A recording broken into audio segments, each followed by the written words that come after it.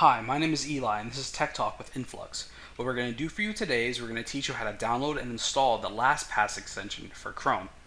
Now, just come down here, bottom left-hand corner, and search Google Chrome. Click Enter. And from there, you'll add a new tab for Google Chrome. And then from there, we're going to navigate to the Chrome store, which will have all of our extensions.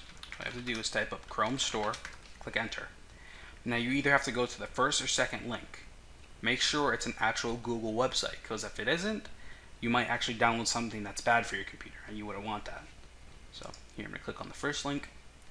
Then from there, this is where you'll find all your extensions that Google Chrome has to offer.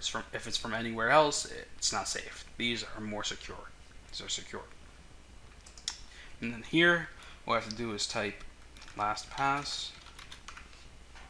Then from there, we're going to have to make sure we get the extension that's offered by LastPass.com. Remember that. Get the extension that's offered by LastPass.com. From there, we're going to click here.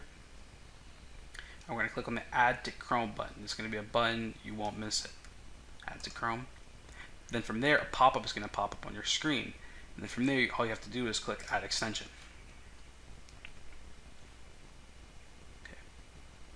Now it's downloading and installing onto your Google Chrome, this extension.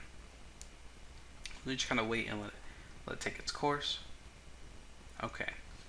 Now that it's done installing, whenever you actually install an extension, just for future reference, whenever you install an extension to Google Chrome, a lot of the times another tab will pop up.